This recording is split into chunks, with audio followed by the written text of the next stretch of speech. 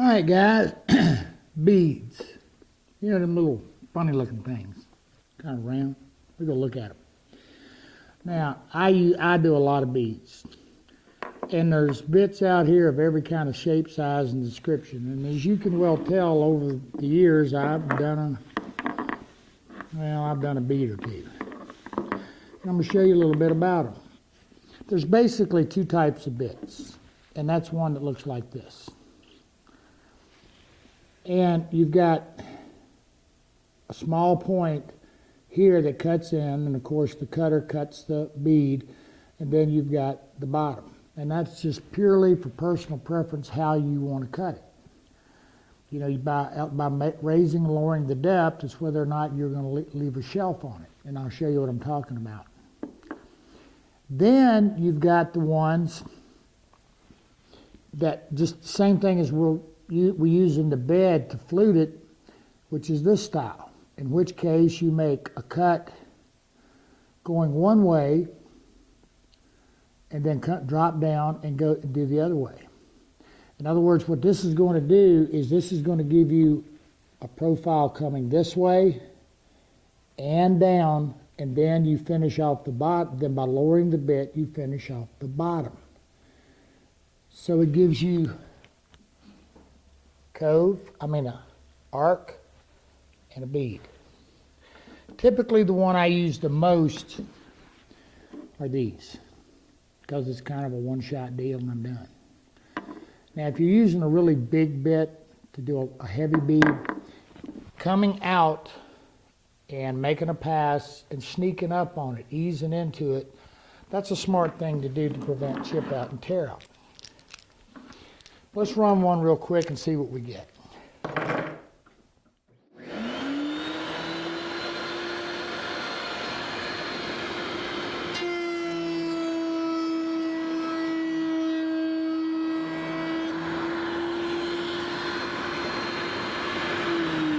that all we can do with them? Of course not. Now when we do the gooseneck, we talked about there's a bead on it that follows a profile. And a lot of times you want to do an applied bead. Now here's the way this works. You can take this and simply shear it off on the table saw, which I'm getting ready to do to show you. And then there's another thing we can do. Just take a look at that. All right? All I did was cut this off from a piece of wood. Now I could take this, and if I wanted to do it inside of a door, around a door edge, or cut it into 45s to embellish or add as a trim, certainly I can. But the other thing I can do is this.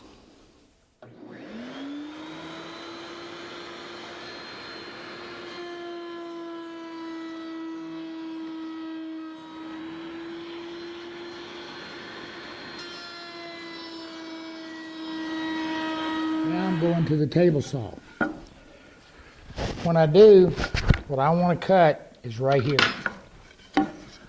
Now, when I say this, I can cut it right here and get me two little pieces of bead. When you do this, don't have this be your off fall on the table saw. In other words, what I'm telling you is let it fall off the left side. Don't sandwich these into the fence, because when you cut it, they're going to drop down and want to kick back. If you cut it from this side, then they just fall off and no issue. I'm going to cut these, be right back.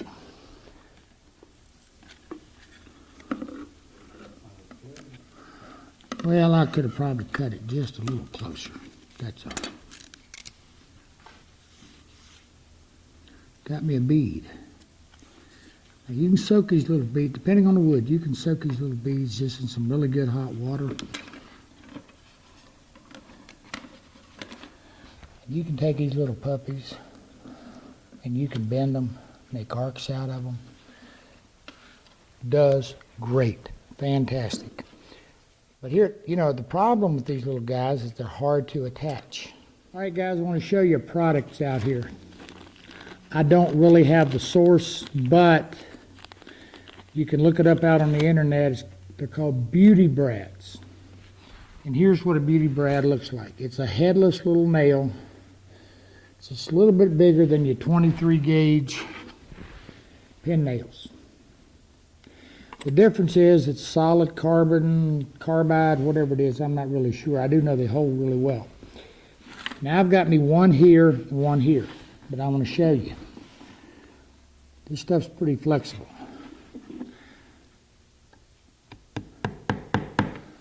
Again, it's called a beauty brad.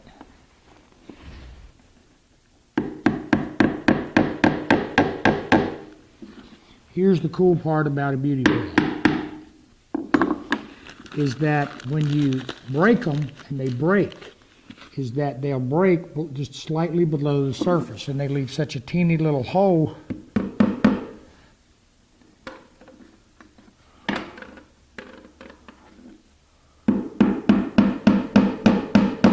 And I always put just a little teeny bit of glue on the back of mine.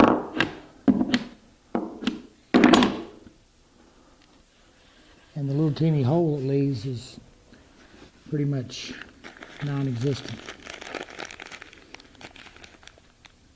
Notice they got a safety glass warning, and that's so when you break it. There it is again. Beauty brad. Alright guys, we're going to take a look at making molding.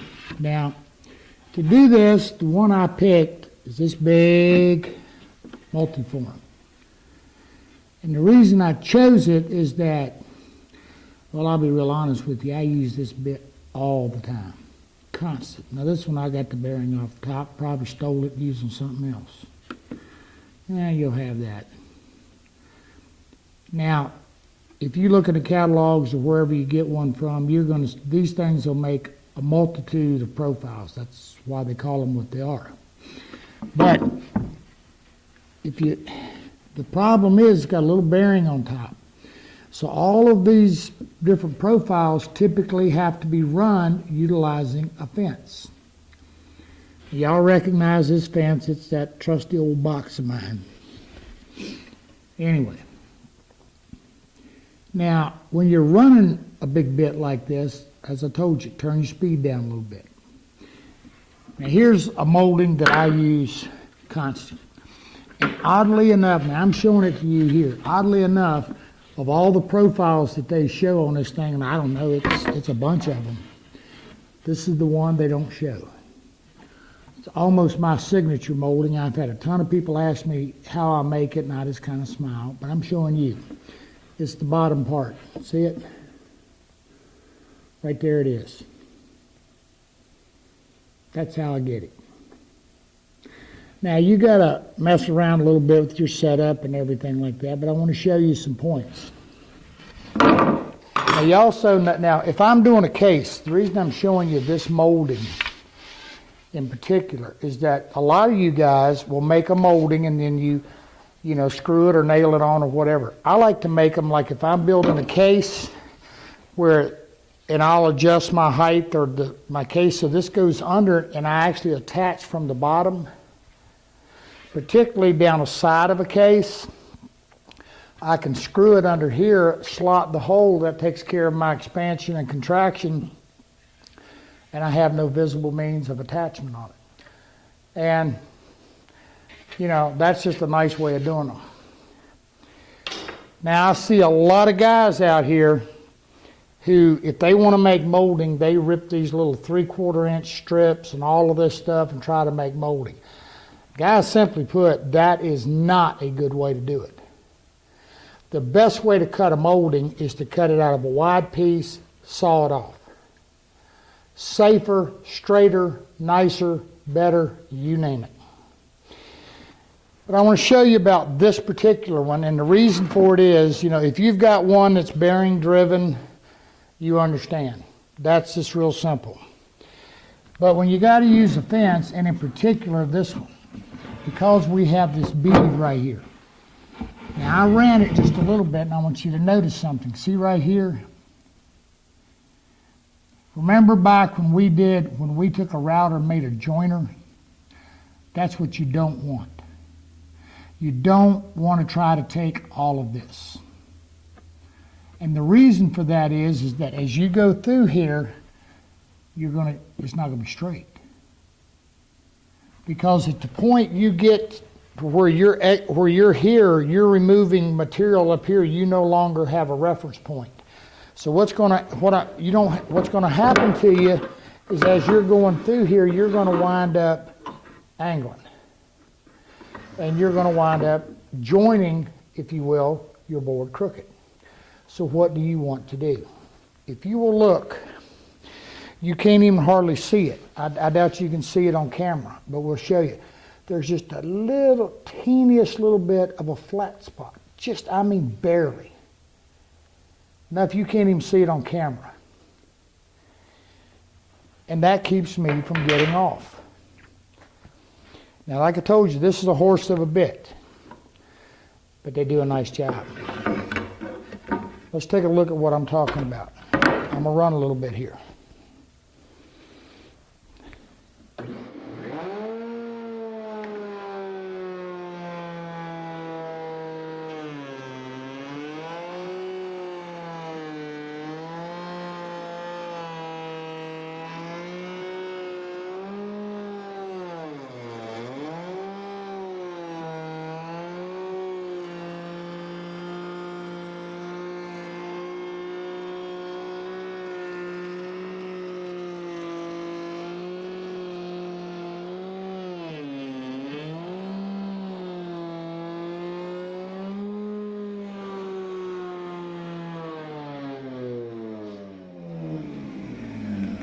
Now the other thing I wanted you to hear, you hear the router dragging, I'm down too low in my speed.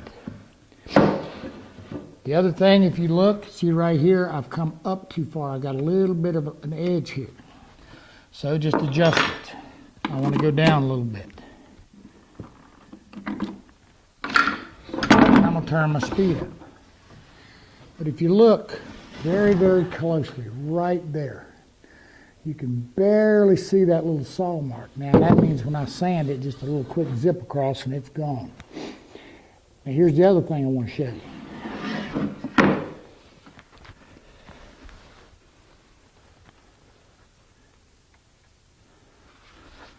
Turn my speed up a little bit. When you're doing something big like this, the other thing you can do is do what's called a skim cut. I call it a sanding pass. What that is, we're just simply going to rerun it.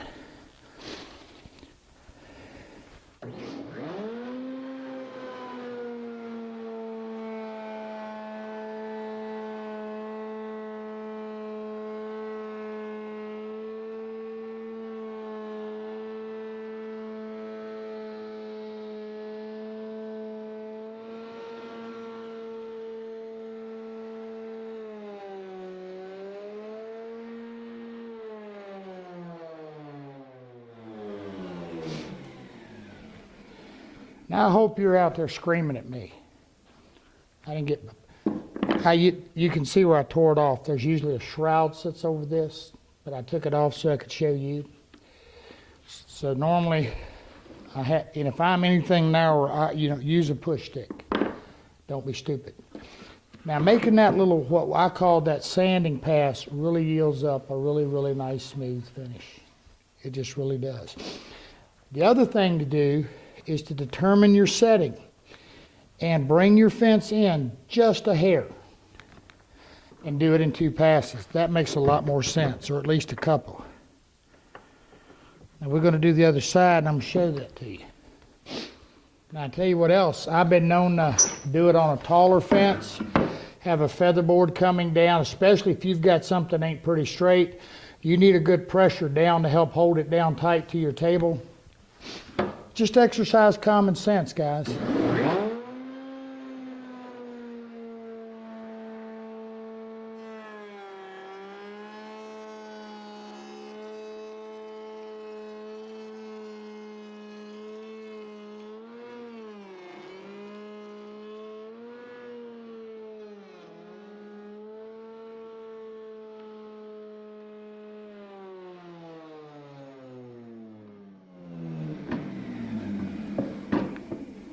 Yeah, I know that walnut ain't too pretty.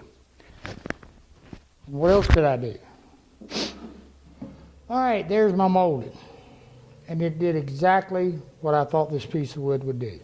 Not that I'm brilliant, it's kind of what I was hoping it would do. By cutting it, now this is big enough, I actually cut it between the fence and the blade, and of course I used a push stick. But guess what happened when it came off that saw?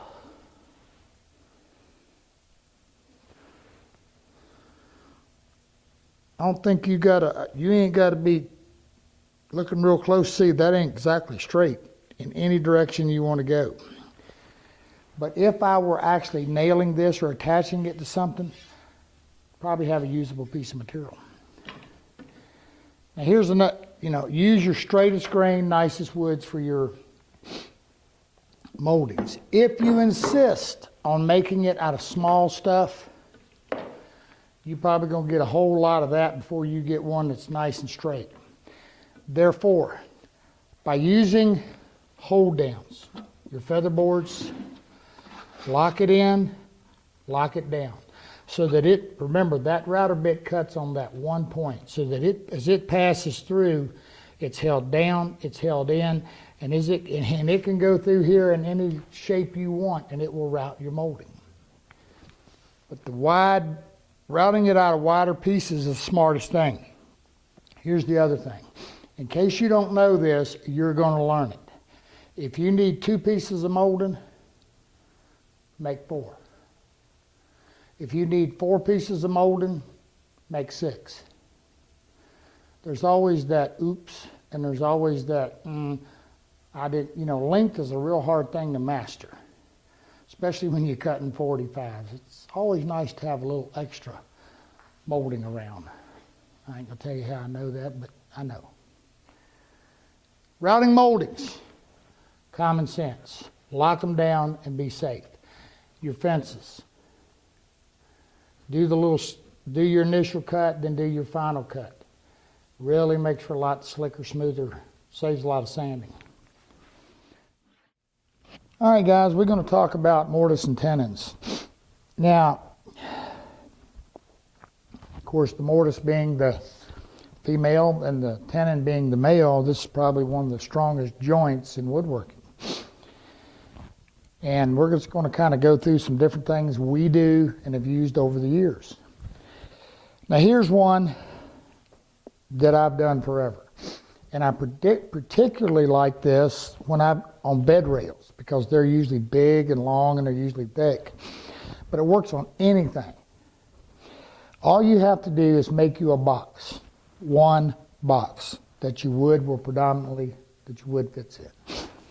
Now, if this were narrower, I can simply slide a little wedge or something in here to hold it to where I want to be.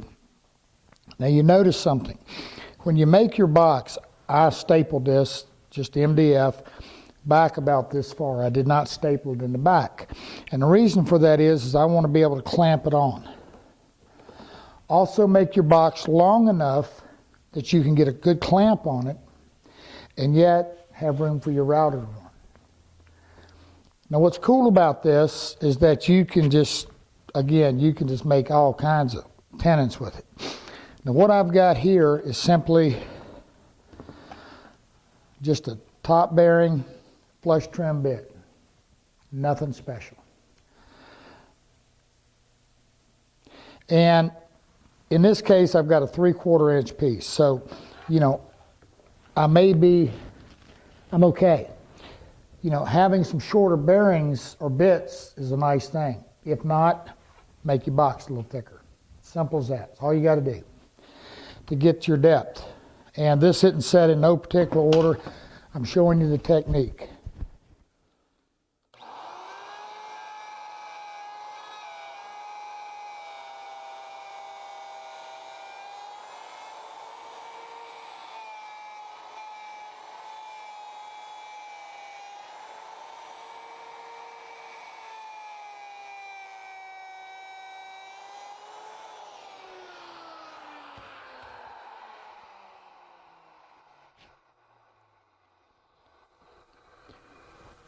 Now usually what I do is I make my box, then in a miter slide or on my chop saw, I go ahead and cut this face. You want to make sure this face is nice and square. Then I can simply, now I got a vise, but you can do it You can rig it up any way you want. I can actually flip it, do all my cheeks, all my shoulders by going completely around. Really a slick way of creating a tenon. Like I said, particularly in something that's big and long that you know, it would be hard to do otherwise. Now what else can I do? Well, depending upon the length of the tenon that I need, oops, I can simply take a rabbiting bit. Depending upon, you know, I can put all kind of different bearings on it. I can use it to cut it. I can take a nice wing cutter, again, smaller bearings. I can use it to cut it. It's a multitude of ways you can do it. But let's look at another neat one. Now guys, I'm going to tell you what, this is one of the sweetest little jigs you ever saw. A big thing out there today is loose tenons. You know, where we cut a mortise in both pieces and then we make a tenon that fits in the holes, in the mortises. Now the problem with it is that you know, in a leg or something that's big and heavy, that's not too bad getting the mortises cut. But cutting it in an end grain on smaller pieces or even bigger ones, that's the tough part because usually they're longer. Okay, and the typical things just don't work on them. Why don't you check this jig out? I got to mark it so I remember. I have a center line I drew. And all I have to do is lay out the length that I want my mortise to be. All right. Now I'm going to show you this little stop. Nothing fancy.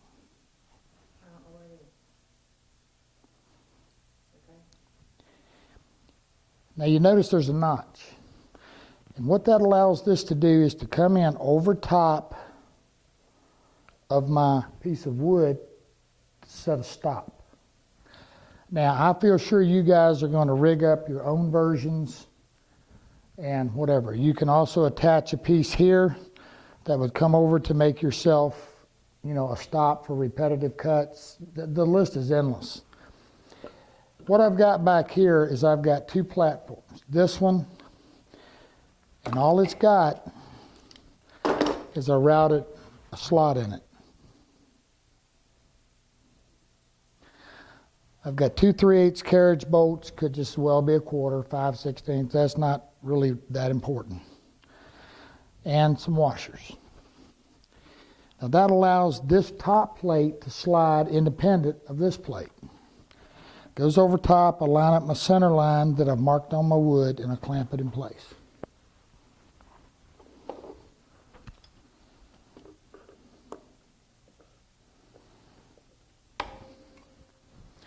Clamp my stops on wherever I need them to be. But before I started this, what I did was I drew my mortise. I've got a plunge router. In this case, I've got a 1/4 inch bit in it. And I think I've got a 5/16 or 3/8 guide. And all I did was set it up to make sure that it was in the center. Now the neat thing about this, without the stop on, I can actually bring my bit down and check it on my lines to make sure that I'm hitting dead center or wherever I need to be. Offset doesn't matter. And that's all there is really to it. Take a look at it in action.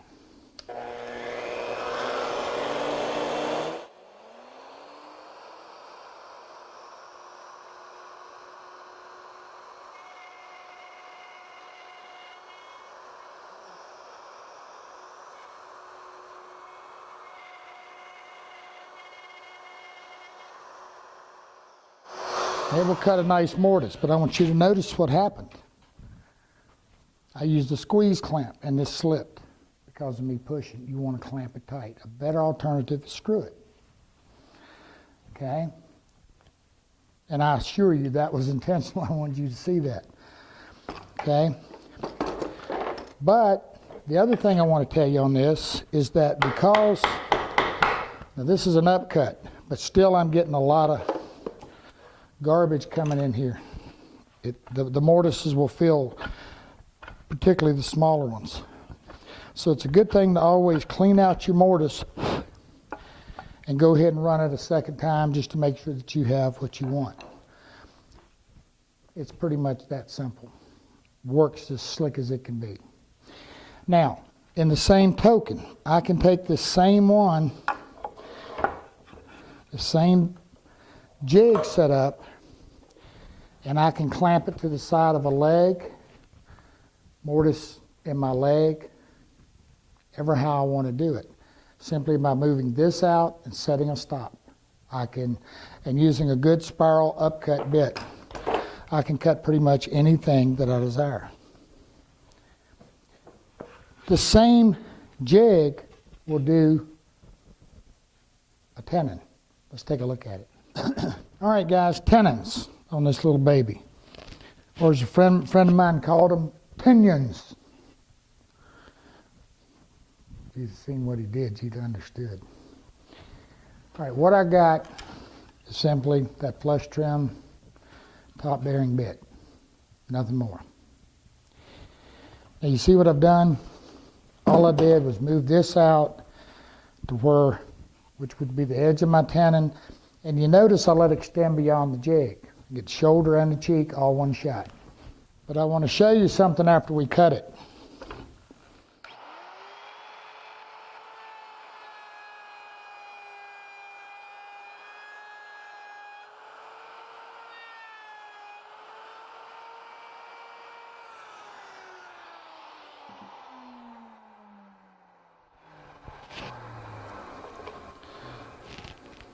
That old poplar likes to fuzz. Now you notice I went around it and I ran back. That climb cut thing that I tell you not to do, well, I already had the meat out. I was just making sure I had it nice and smooth. Poplar likes to fuzz, but some woods don't. Some woods just like to chip out. So here's something you can do.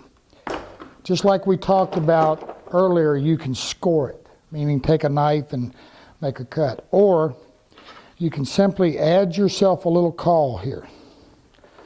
This is very easy. Just add a little caul to it. Having a nice stop block to set to is a good thing. Add a caul to it, clamp it in place. I ain't got enough hands here to do all this. Yeah, I do.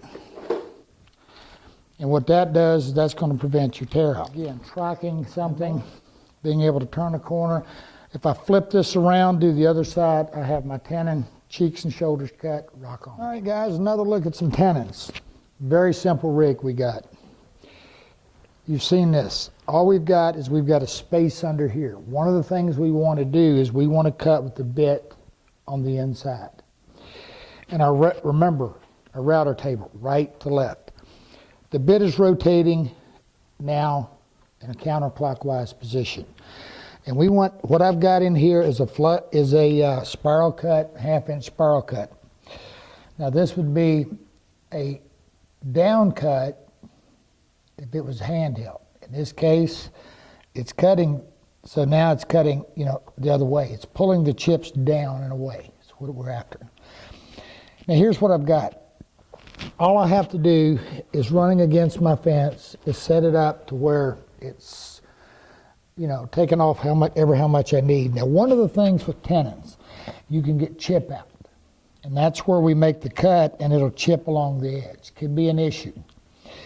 Now, what I've got here is my bit is actually up against my cutout. Now, this is MDF. Depending upon different applications, what I can do is I have gone in here and just glued another little strip of wood in, then run the router bit to my desired depth, meaning coming up, cutting a groove in it so that my bit is sitting right at the top of my MDF, which means my tenon right here, this area right here is going to act as a backer board to keep it from tearing out. The other alternative is simply to use a little small sacrificial fence, which is simply put, I take this off, I adjust, and I just screw one of these in, something in there to act as a fence to my height, and then adjust my cut accordingly. But just so you see what I'm talking about. And make sure everything's nice and square. And of course in the back of here I got a 45-degree little thing popped in there, just something to keep it nice and stout so that I don't have issues. Anything moving.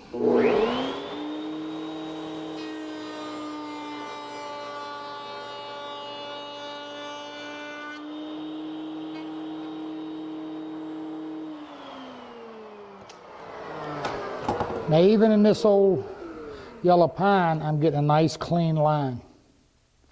Obviously do the other side. But then I can also stand it this way and do my ends. Very simple.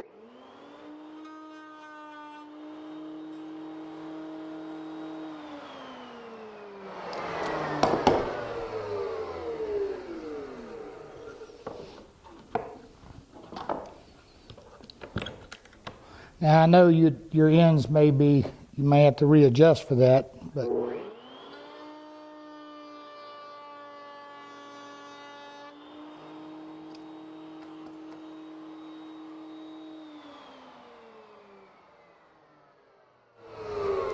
gives you a really nice slick tenon.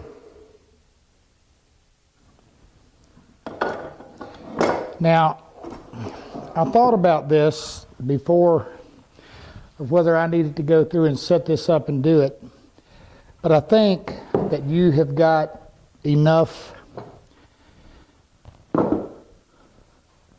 understanding now that you will understand what I'm going to tell you. Here's simply a box, and we've got a slot cut in it.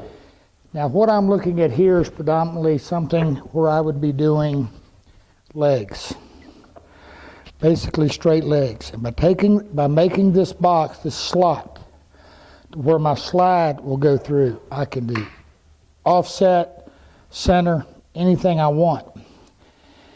And by using a bit and a plunge router just to go right down in, I can set it and do it anywhere I want. Now, all right guys, one more look at a tenon.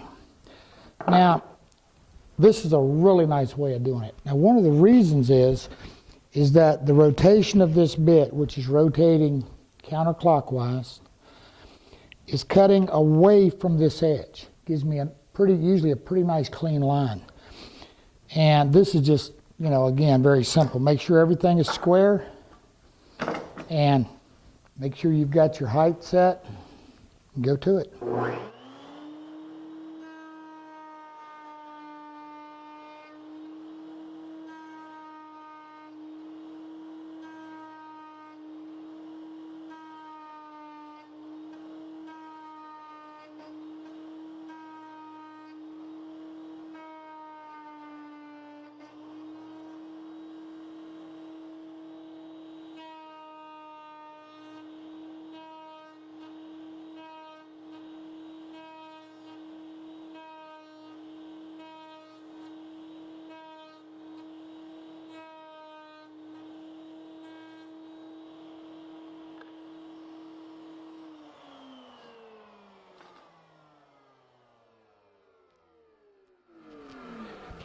This is really nice when you've got extra long tenons, but nibble it away. And wouldn't hurt to have a sharper bit, and I want you to watch when I'm doing this, because this bit, because it's rotating this way, it initially will try to pull me into the fence. When this one comes around, it's going to try to push me back. So you want to get a good grip on this thing. If you have an issue with that, easy enough.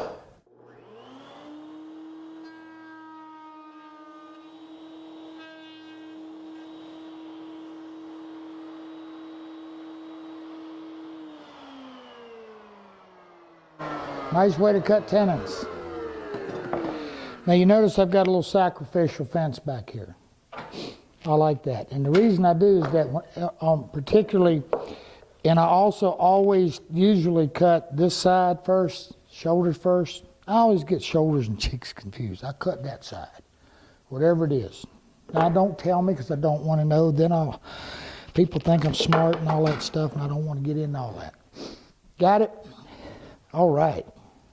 Oh yeah, I forgot to tell you about this one. I think that's how bits get dull. I ain't sure. Check it out. And you can make one of these. It's a base. We got 2 bearings on it, and it don't even have to be a bearing. You can put a couple dowels down through the thing, and you can offset it. And what you do, this is a little too wide. You put it on your piece of wood, and by rotating it and driving down it, puts it dead center. As long as you're equally spaced. Okay? You can also, again, the thing of it is, what I'm trying to get through to you is that there is so many ways of doing it. Somebody's going to ask me about this one. I know I shouldn't show it to you at all. But don't y'all tell nobody I did it. Put you a line where you need to start. If I do this, you're not going to edit it out, are you? I'm talking to you. Now, don't get real deep on this. You got you a line where you want to start, and then you got a line where you want to stop. And this is going to have to do with your travel and on your leg. I didn't show you all this. Now you hear?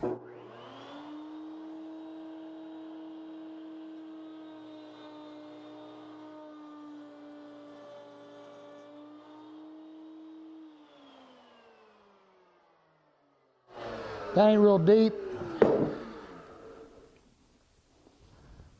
Boy, it works nice.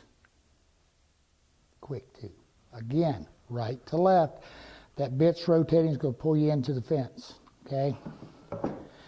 And you notice what I did. I didn't slam it. Go down easy. Mortise. Hinge mortise. You know, this is one of those things that's just made way too complicated. All right. Y'all probably reckon. A hinge. Fold your hinge to where it fits over your box.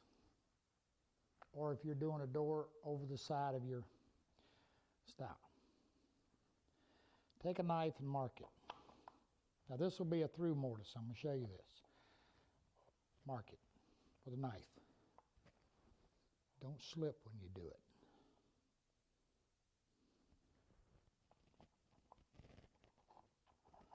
Because this ain't hard.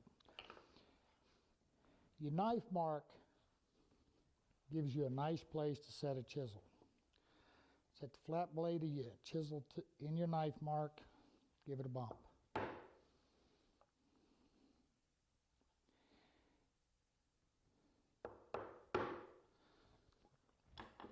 Now, we have an issue. Right here, not on this side because our rotation, we're going to be coming in. So we're not going to chip going in. Where we're going to try to chip is coming out, right here. So here's what I want you to do. Take your knife and make yourself a cut. Sometimes I'll take a little thin saw and actually saw it down just a little bit. If you don't have one of these pretty little saws, fine tooth does wonderful.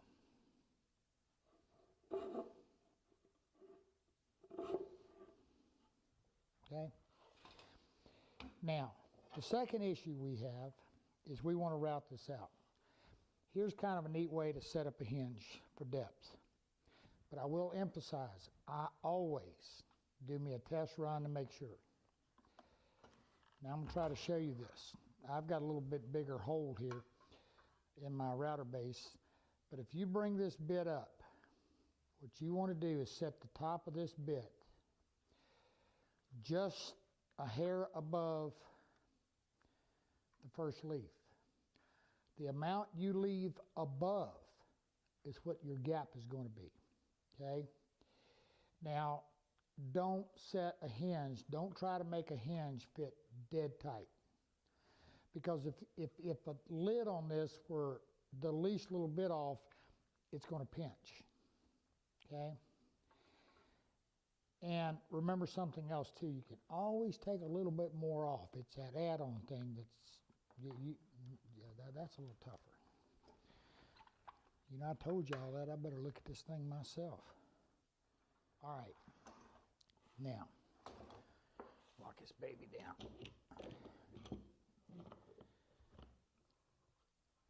Now, depending upon how good you are and how comfortable you feel with things, you can route it.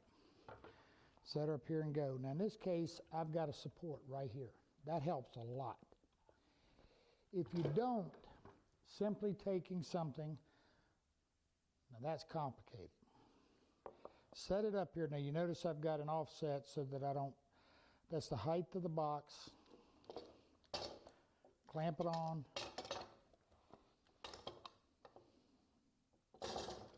Just enough to give you a little bit more support right here, so you're not doing that rock thing. Now I like a little bit more open base because I want to see. I got to see this.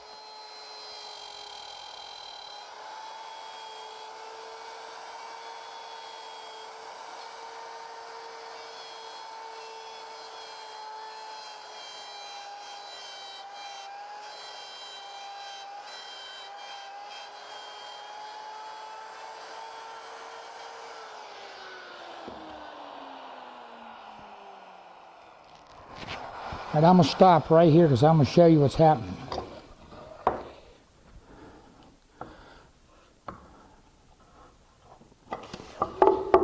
Now, if you'll notice, see right there where it chipped? If I hadn't made that cut, it could have chipped on back. That's important.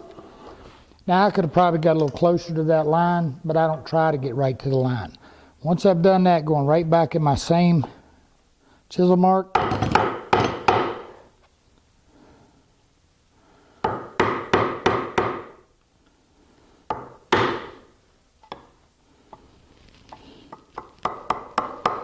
just too easy to do it this way.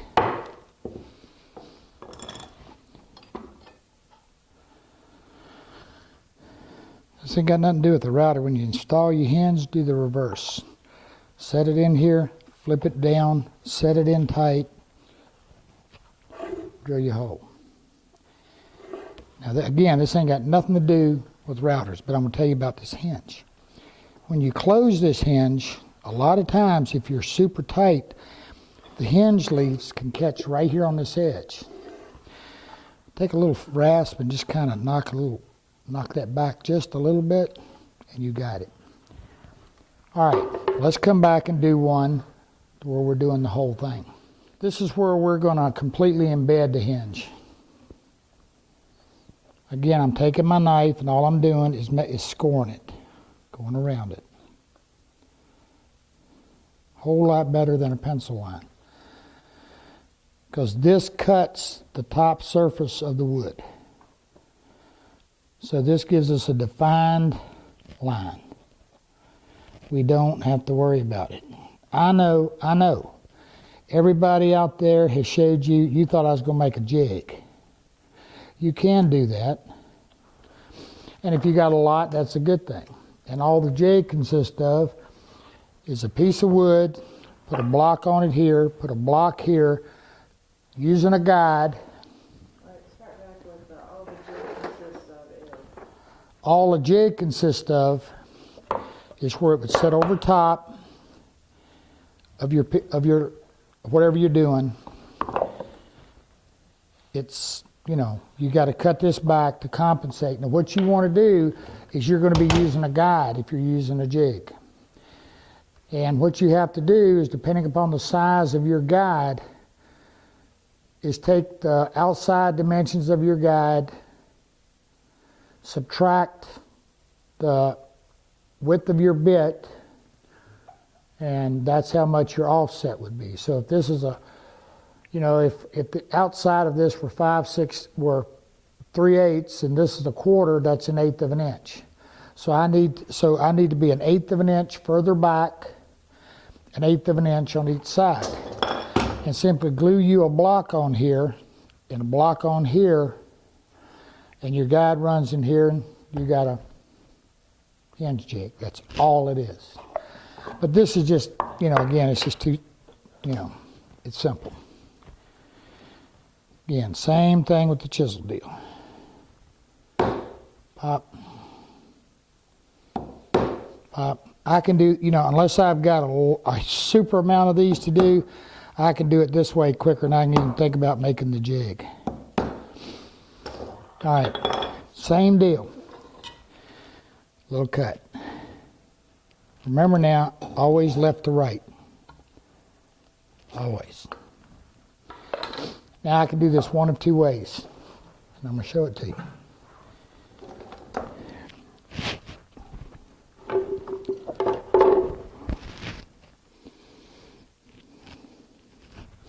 Same exact thing, except I got a nice surface here to bear on.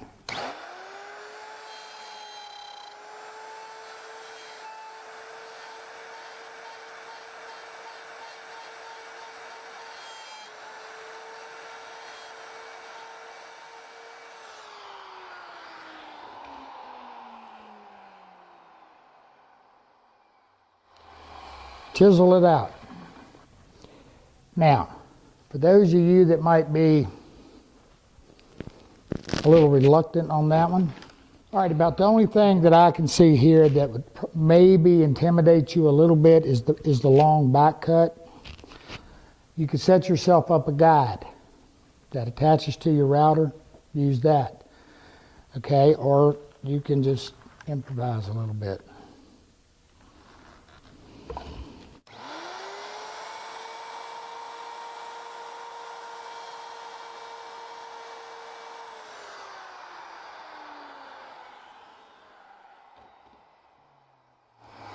Then back to the same little chisel deal.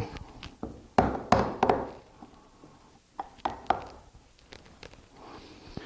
mean, even when you use a jig, because of the rotation of the bit and the collar, the guide and all, you're still going to have a rounded corner. You're still going to have to chisel your corner square. Unless you got a hinge around it. And on most entryway doors, they are.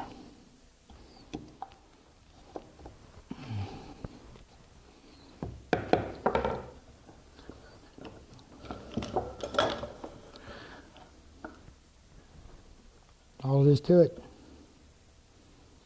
Don't complicate it, guys. It's just not. Just not. Hinge mortises. Now we're going to look at making doors.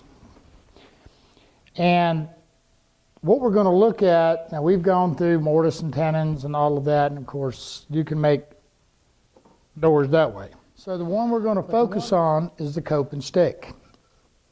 What is a cope and stick? Well, one of the router bits will cut a groove with a profile.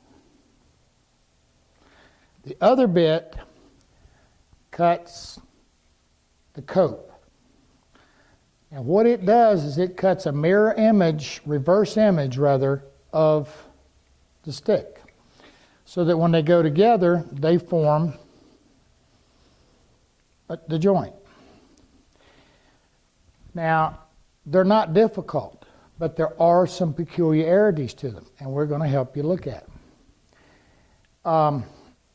These are just really neat, and they're quick and easy. Now, here's a set of cope and stick router bits that are in the case good. If we look at this, we've got a wing cutter. That's what cuts one of the grooves. Then we've got a space, and then we've got the profile. If we look at the other bit, it's an exact reverse. Now, you've got some out there that are reversible, means you have one bit and then you flip and flop and do all of that. And that's the way you do it. And they work pretty well. And if you're doing just a couple doors, they're a lot cheaper. Now, one of the things I want to show you on these is that when you get a new set of bits, is you want to be very careful.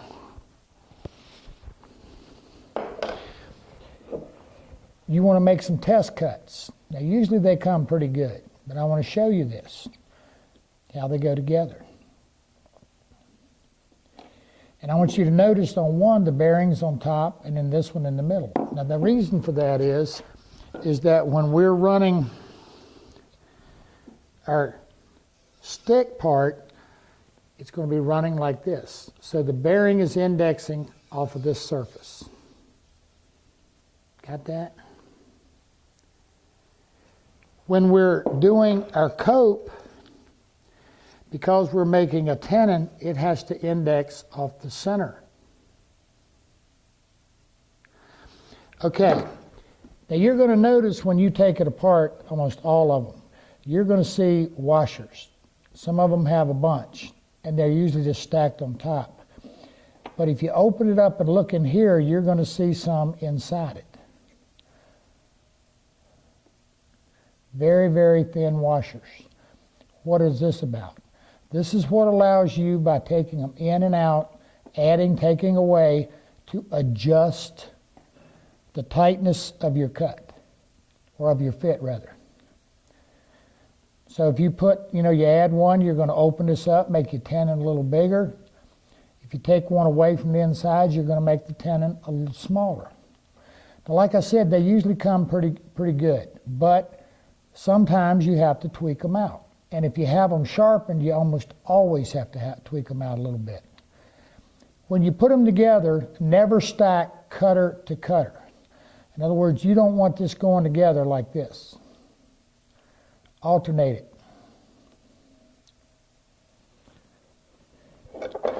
The other thing we're going to talk about very quick, there's all kind of profiles. And, this is an OG. The one we're going to be using is a traditional bead, which means it just has a bead right here and the groove. The first thing we have to understand is getting our setup correct. That's probably the hardest part. There's a lot of things out here that can help you. A lot of manufacturers will make setup blocks. And they're just simply plastic that has been routed to make the profile. They fit good. One is going to give you your profile. The other is going to give you your cope. Now, the purpose of these is for you to be able to use them to set up your cutters. Now, one of the things we're going to be doing is I have 2 routers set up. I realize most of you don't, and that's okay. But I will tell you this much. If you're doing a lot of doors, they're a nice thing to have. We're going to start, and you know I got to tell you this, whether you do the stick part or the mortise, if you will, first, or you do the tenons first, is, well, that's like cutting dovetails. Do you do the pins or tails first? There's a lot of discussion about that. Personally, normally I do the tenons first. Now, most all of them, the tenon is 3/8 of an inch. So when you're in a door, this is going to be called your rail, your stile, cross piece is your rail. And your rail is what's going to get the mortise to go into it. Now, once you've got your setup correct, and I will tell you this much, it takes a minute. Now, one of the things I want to emphasize to you is when you're cutting these, is this area right here. A lot of guys have a tendency to really go shallow on that. Don't. And the reason you don't want to go real shallow there is that when you route it, this top piece that's going to be fitting into it can get really thin. When you sand your doors or whatever, if you get it real thin and you have to do very much sanding, you can create a really, really ugly joint. Now, I usually like to keep mine, like this one, somewhere not quite an eighth, about 3/32, something like that. That's a pretty nice, but I don't want to get too thin down here. And most of you guys are going to be using 3/4 inch stock.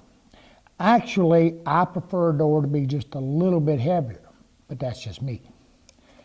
Okay? Now the way we're going to do this is we're going to focus on making, because the way my router table is, that side is set up to cut the mortise, and this side is set up to cut the tenons. So we're going to focus on cutting the tenons, okay? Pretty straightforward. Now I want to give you a hint. Here's a tip. Once you're set up, and the reason I'm showing you this now is because if you're using one router, this is where you're going to be making your setup. You're going to cut your tenon first, or you're not. But whichever way you decide to do it, this will be how you do her. But I've also got this one cut both ways so that we can show you some different things. All right, the first thing you do, one of the things you really want is, while this isn't designed to really do a long grain cut, make yourself a pattern. Make yourself a cut. Cut a piece of your stock that's long and is your tenon. Now here's why. Why is important. When you get to cutting on this, and you're cutting this in this direction, and if you've already cut your profile here, your mortise, when you come through this cutter, that cutter's going to chip you out really bad right here on the corner. Always does. By having the reverse, you can simply insert it, and it gives you a backer in here to keep from getting that chip out. So which means I would be running this way with the backer. All right. If I'm coming in where I've got my profile is cutting into it from this direction, I don't have an issue because it's going to be chopping in. It's this side where it's chopping out. Remember what I told you, rotation is everything in routers. Now the way I do it, even though you're bearing driven, I always set myself up a fence. I just like it that way. Stick my vacuum in here, go. Make sure this is square. And when we get done with this, we're going to look at a little, like a French door where we've got a little serpentine rail in the top, and it's a little different. In that case, we won't have a fence. We'll be running truly off the bearing, but there's some things we want to look at there. Now this is straightforward as it can be.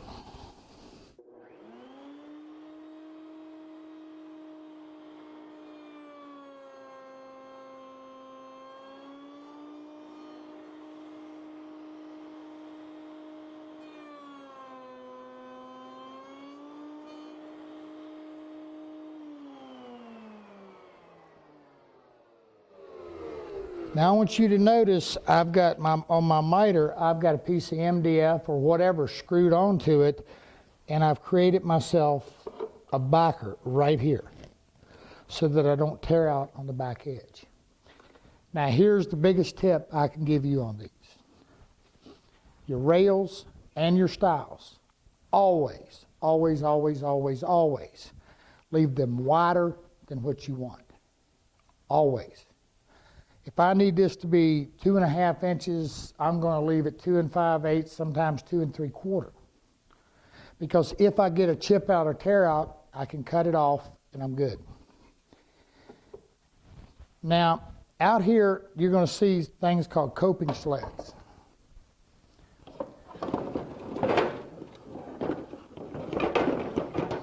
and these are nice. They have a runner, and the way this works is that they set in your miter gauge, and what you do is it allows you to clamp them down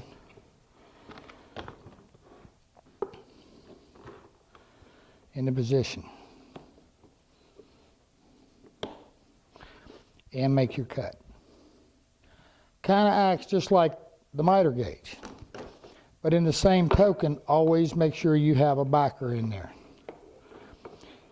Now, there's a lot of question as to which is the best way to do this. Whether you sneak up on it by gently moving in on it or you just cut it. Typically on the end grain, I just cut it, okay? Trying to go through and move this fence in and out, I don't need to. And the bearing is made, the bit is made to do a pretty healthy cut. Again, this isn't something you want a really weak router. And of course, this particular coping sled, all of this adjusts up to where you can hold it really nice and tight. See what we got? Does a nice job. Coping sled. Now I'm going to show you another one very quickly. Now this is one by Pinnacle. The other one I just showed you, I think that's an Eagle one. There's a lot of manufacturers who make them. Again, I want a backer in here.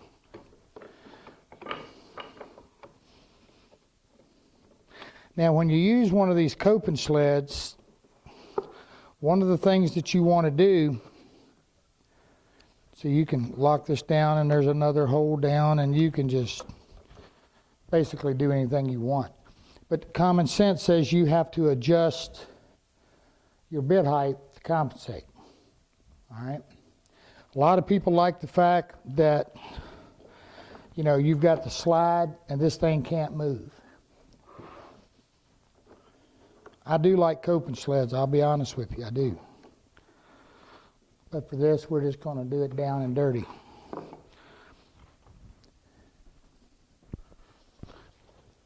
I ain't going to tell you I did them forever this way, but I did them forever this way because I didn't know they had coping sleds and couldn't afford it one if they did. All right, let me run this real quick. Then we're going to turn this table around so you can see it, and we're going to do the t'other end.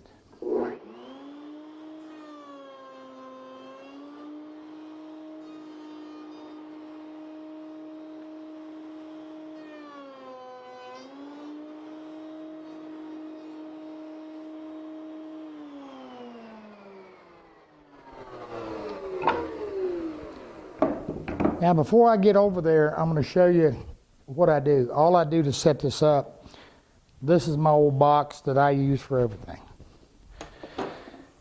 Is just simply put a straight edge up to it, make sure it's touching the bearing, and I actually like to move it and make sure it's moving the bearing. In other words, I want to be right on the money. Because if I'm out too far, then mine will hinder my fit. But I am going to mention this. If you have your bits sharpened, now again, I've showed you, just keeping them nicely clean and honed works well. But if you have them sharpened, when they do, it will alter your profile a little bit. And sometimes one of the things that happens is that the tenon acts like it doesn't want to go in there all the way. You know what I'm saying? It acts like it really doesn't want to seat quite all the way in. Well, that's one I did wrong. It doesn't want to go all the way up in there tight. If that's the case, then moving that fence just a little bit, you can make your tenon just a little bit shorter. All right, I'm going to spin this around, and we're going to go do the other side. All right, guys, we're getting ready now to cut the sticks. I want to show y'all these. Check these out.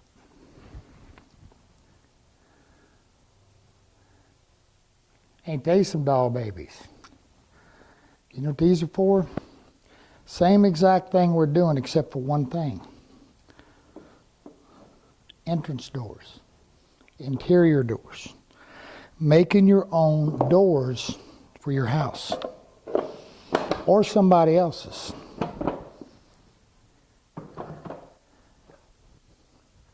You want a pretty good, nice router with that.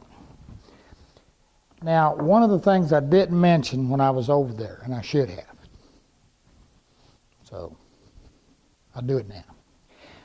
Everything is in reverse, meaning everything works from the bottom up. You notice when I cut these, I had what's going to be my face goes down, always face down. Up brings the bit up into the wood. Down takes it away. So up's going to give you a little bit more cut on your face. Now here's the other thing. You want nice straight wood, simply put. And usually you're going to find that pretty much on the outside of a piece of wood. When you find wood that's got a lot of cathedral grain, you know, the leafy, that doesn't make the best styles, the long pieces, particularly if you're doing something long and narrow and you want it straight. But that's often hard to come by. But I want to tell you something. If you have a piece of wood that's got a little bit of this in it, you want the high side of it, if it's got a bow going this way, you want the high side of it to be out.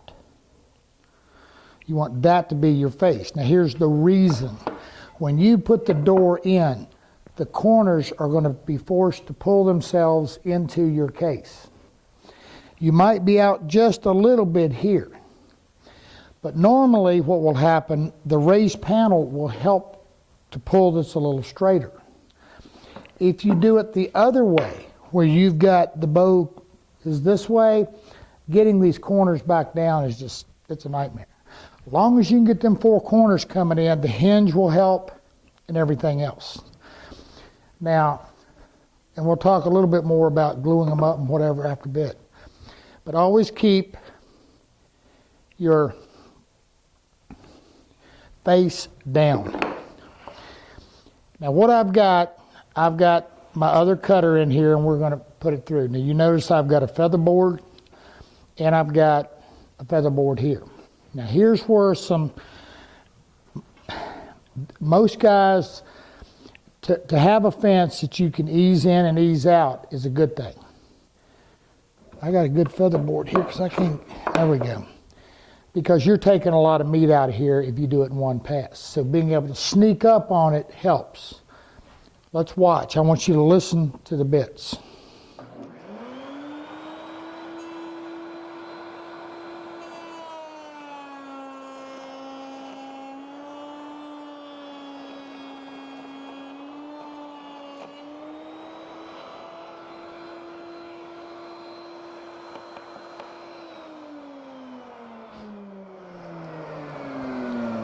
You hear kind of, there's a lot of meat going on. There's a lot of material being cut in there. And I want to show you this. See how much, this isn't really bad, but typically, particularly on a high figured wood, you're going to get a lot of chip out. If you run this thing solid, one shot, you're going to get chip out. You can see it right here. But remember something, we left these wide. Now, we're going to see exactly what I did.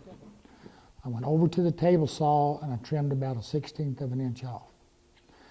The problem is that when that wing cutter, when this big cutter is cutting it, it's chipping it. It's just taking so much meat out. But if I've cut it, and the reason I'm showing you this instead of saying, okay, sneak up on it, because I know you're not. I know you're not. I've watched too many guys run them. They just won't do it. But if I take this and I make it wider and I set it up knowing I'm going to have an issue, then I won't have an issue.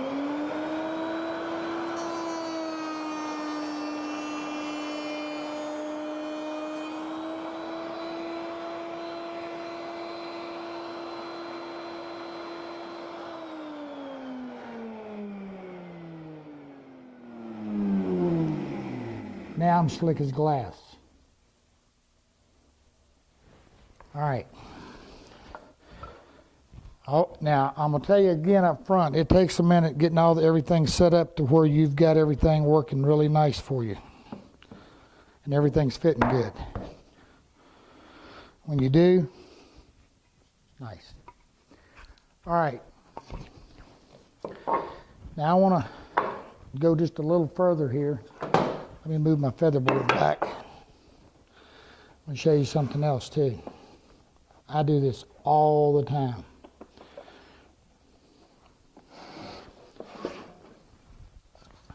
Now we heard that bit. I'm going to show you this. See that? I went to the table saw and I took a saw kerf out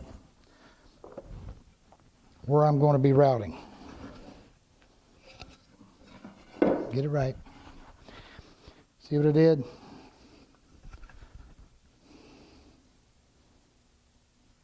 I gave some relief in here. Now let's listen to the bit.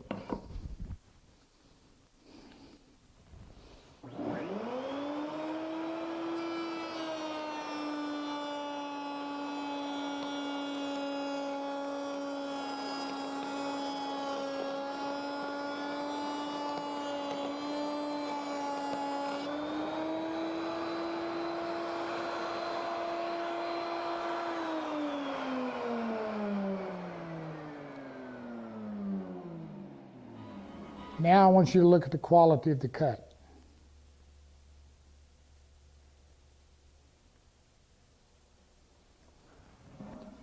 Tremendous amount of difference.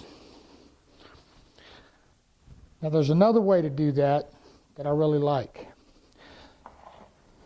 And that is to take a slot cutter. And here's a slot cutter set. And I can simply get on this and by running down. Now what you want to do, the slot cutter is going to cut slightly, not quite as deep, and it's going to cut, of course, obviously not quite as wide. All we're after is giving this thing some relief. It's chip relief. That's what we want to do. It makes for a much nicer cut and a much smoother cut. But even with that, I always cut them wide. All right, I'm going to wrap these up. We're going to come back and we're going to look at the raised panels. We'll do some raised panels. Now before I do that, I want to show y'all these. I showed you the big ones for the big cope and stick cutters. Now here's a set of small ones. Ain't they cute?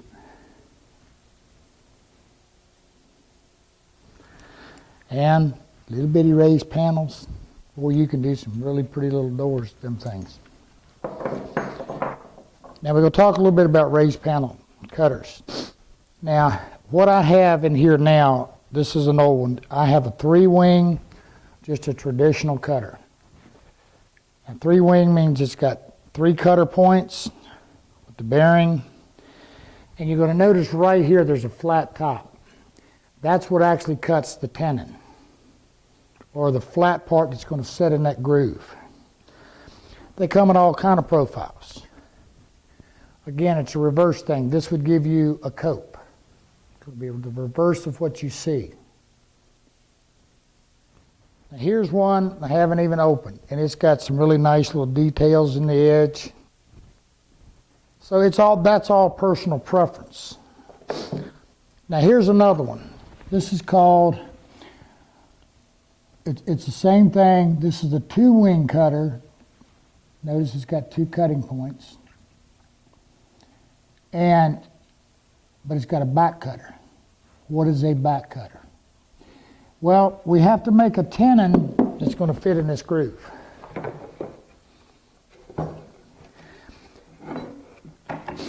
Now, before I go too far, I need to mention this because I don't know that I did. Whatever your length is, you always want to add for your tenon. Don't forget that. So if you need, like, from this point, the inside to be whatever, make sure you add for your tenons. Okay? And the same thing with your raised panel. Because when you cut your raised panel, the inside of it, it's going to go 3/8 of an inch inside that frame. And that's not exactly true either. Because we got to allow for expansion and contraction. And we'll talk about that in just a little while. Now what this two-wing cutter with the back cutter does is, again, we have to cut the edge of that panel to fit in this groove. Now typically, what I do is most of my raised panels are 5/8 of an inch thick. And the reason I do that is that allows them to set right dead in this groove, but I still have this lip that goes around the back of the panel. But one of the styles today is that they want the raised panel to be the same thickness as the door. In which case, to get that, to keep the panel from protruding so high, they do a back cut, which means the panel is cut on both sides. And we're going to take a look at that in a little bit. But right now, we're going to deal just with a straight raised panel. Well, that's a lot of bits spinning around in there, guys. There's no doubt about it. Again, the face is always down. Where I have a wide panel like this, I think it's 12 something, I can maneuver through here pretty good. If I get a narrower panel, then common sense says I want to jump over here and get my, whatever I do with it, my miter slide. On the long grain, same thing. I can just run it. But, as we always do, we want to start with the end grain. Now the way to sneak up on this is twofold. One is that it's your ability to be able to raise this bit. Run it, raise it, run it, raise it. Light passes. The other way is to move your fence over and back into it. Both work. Okay? Let's run this thing a little bit here.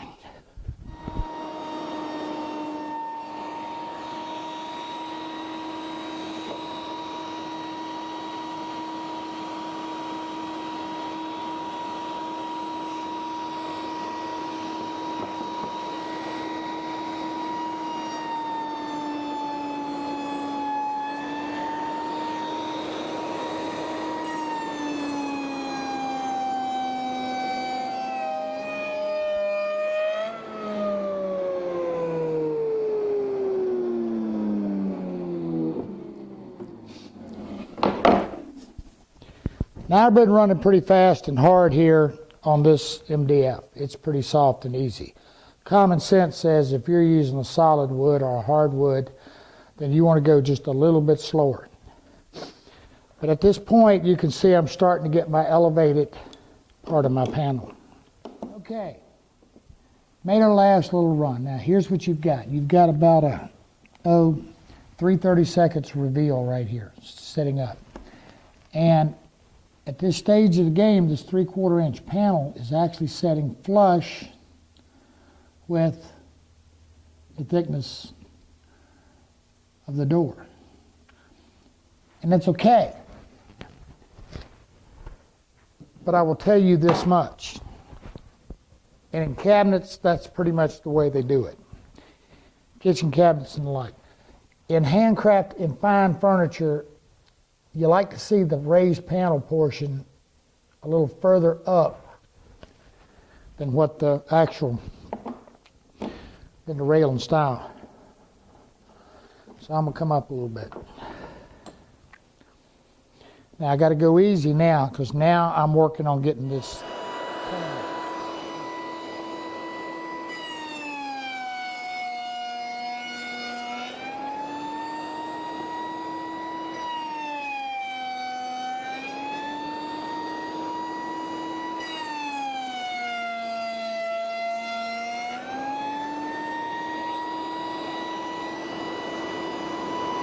That's a raised panel.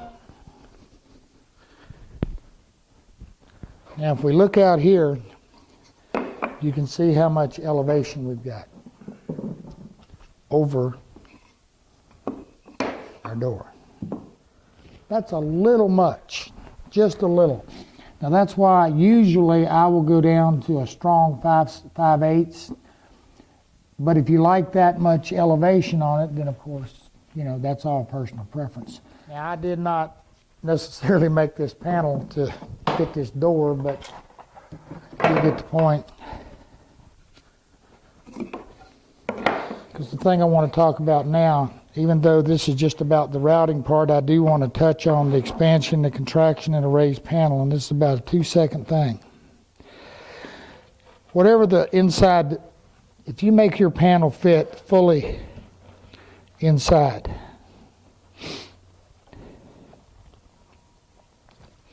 then here's what you got. You want your length to be exactly whatever it is you need to be. But remember this 3/8 of an inch tenon that's going to go in length tight.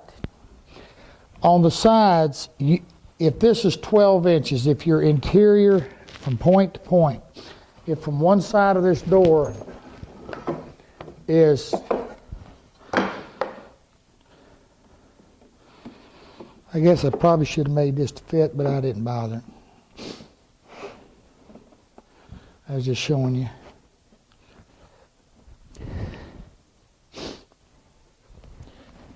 Whatever this distance is from here to here, that's going to be the length of your rail. Okay? It's also the width of your raised panel. But the problem is that in solid wood, we're going to have expansion and contraction to deal with, and we don't want that. So, what do?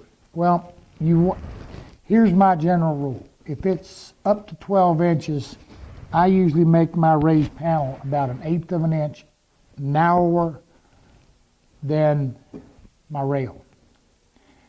From 12 to 16 inches, I go about 3/16. Okay, excuse me. Yeah, 3/16, that's right. If I was thinking 5, sorry about that.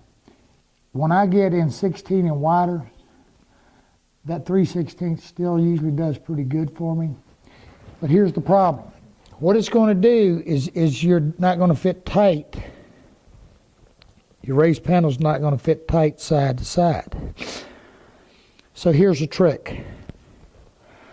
Here's what I always do. When I glue it together, right in here, right dead in the center, right here, I put just a little bit of glue so that when I glue this, and then I can shift my panel to lay dead in the center, but that will force it to expand and contract from left to right. Keeps my panel from being loose and rattling and all of that stuff. Okay?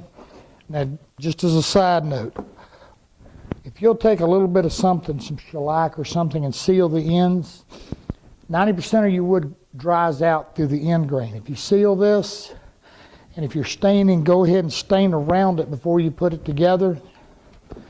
Being a finisher, sand the back of it before you put it together. You won't have issues. And the reason I'm telling you that is this door expands and contracts. If you don't stain it now, and this panel shrinks a little bit, you're going to see an unstained and an edge out here. So seal the end grains and make sure you get a little bit of stain all the way around it. Sand the back before you put it together.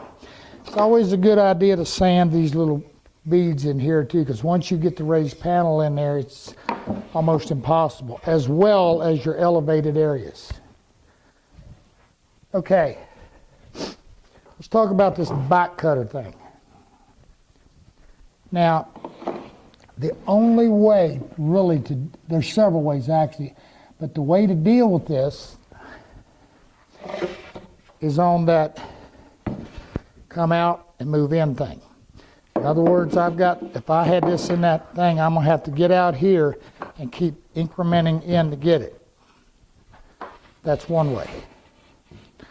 But see, what it's designed to do is it's designed to cut top and bottom. Okay? See that? That's what it does on thicker panels. Now, there is an alternative, and I'm going to show you this. And I certainly don't think it's something they tell you, but I'm going to show. Doing exactly what we just did. Elevating. If I remove the top cutter,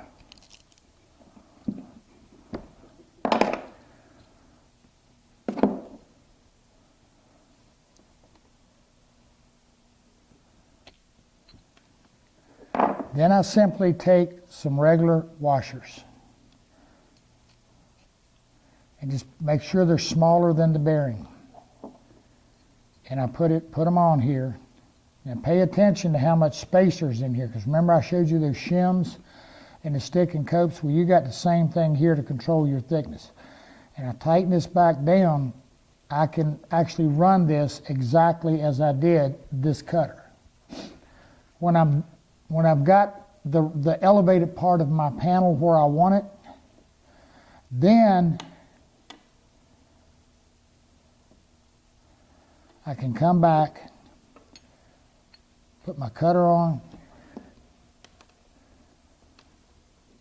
See them little teeny shims? I mean, some of those, these are measuring in thousandths of an inch. Now, with that said,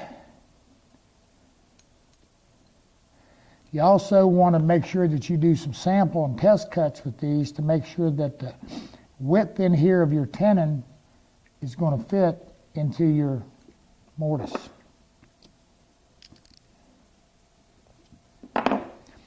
And the same as always, don't put cutter to cutter, stagger them.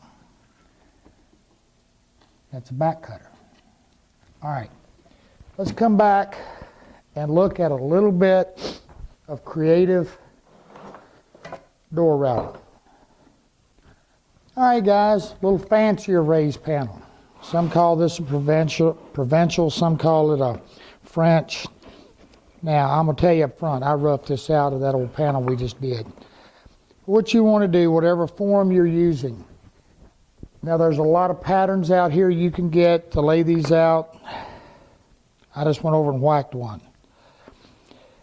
You can buy patterns that are pre-made for making your top rail, different sizes. You can buy paper plans for cutting out your own patterns. You know, this one's got a whole ton. It's plenty of it out there, or you can design your own. Now, when we're doing this requires a different technique. We have to basically freehand route a raised panel. Now, one of the problems I have in this particular panel is that I've actually got this little area here, so it's not going to engage my bearing. So I'm going to have to be real careful here to show you this. I want to make sure I come in where it's catching the bearing. As I come up, I'll be okay. But I can't emphasize enough that you want a starter pin. Now, you've seen this. This is that little freehand jig. But a starter pin, and obviously some pretty good dust collection, is really, really important. And I like having the guard over that big raised panel bit. But it's the same thing, constantly inching up through it. All right, now you can do the same thing with the back cutter. All right, because you're tracking off the bearing. All right, now the only difference thing I would suggest on that back cutter deal is to maybe consider putting a larger bearing and easing into it. That's a lot of meat to be taken off at one shot, or take the top off, the top cutter off until you get to the point that you want. But we'll run this just a little bit so you can see it.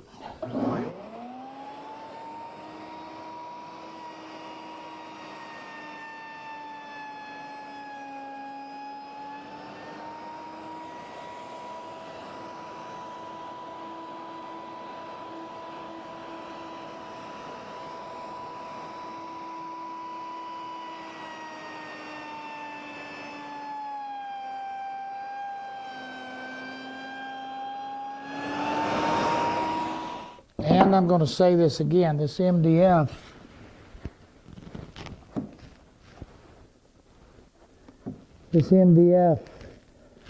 cuts a whole lot easier than hardwood. So, you know, taking this hard a pass, don't do it.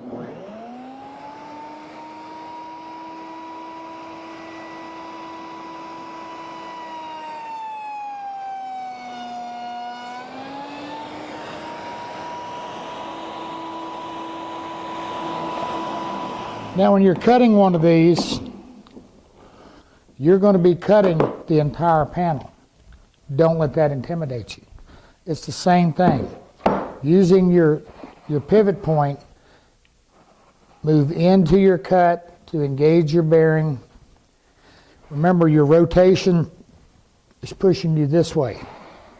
So you want to ease in, keeping a good firm hold, come in, and run the entire panel. To cut the groove in this and the profile, our mortise. Now here's what would be my rail. Now I haven't done that, but normally this end, both ends would already be tenons. We would already have done that. And this end is way too narrow. I want you to see that. Now normally if I'm doing a French door, and a French door is where one side of the rail is pretty wide and the other side is narrower and follows the profile. I rarely let this get under 2 inches. I don't know that I ever have. And just get my sweep. I've had it 5 inches and 2 inches, getting a nice big curl. But routing it, even at 2 inches, gets a little bit persnickety right there. It gets a little close. Simply taking some double face tape and sticking it down really good makes sense. The other thing you can do is make this wider. Then once it's glued into the door, cross-cut your door and take your top off to give you more surface room. Let's run it.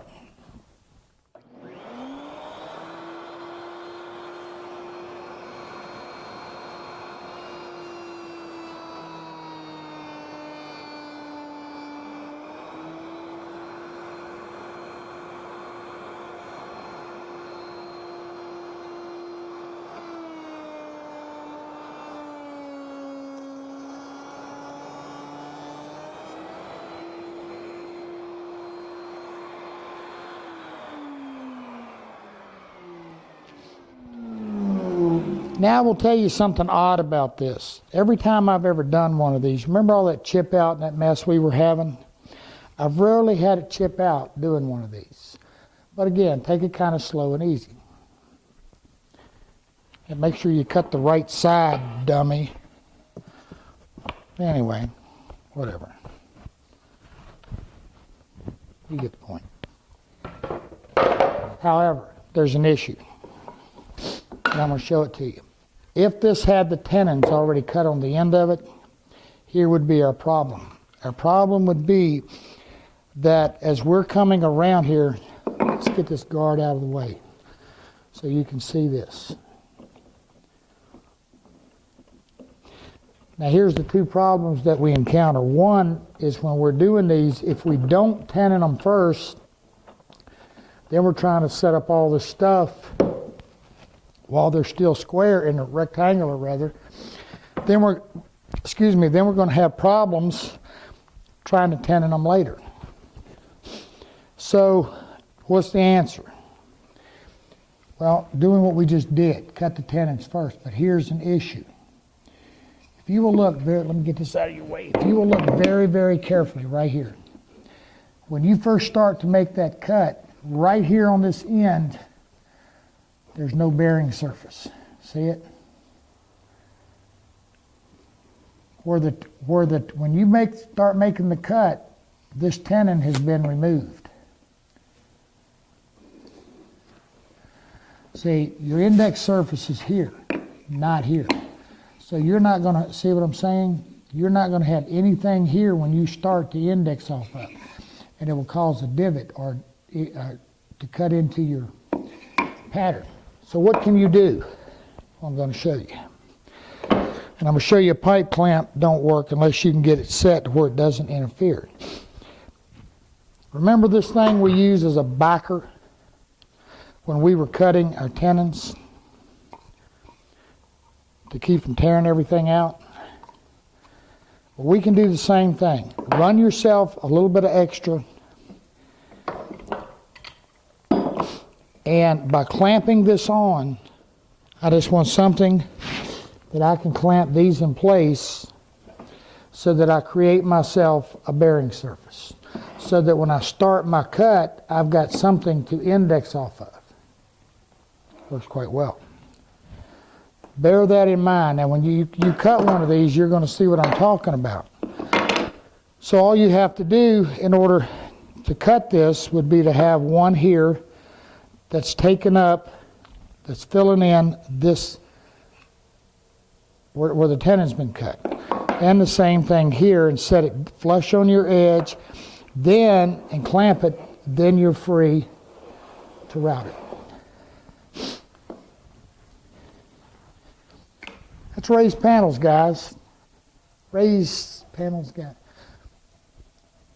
That's raised panel, y'all. Now, I showed you them little teeny bits and doing them.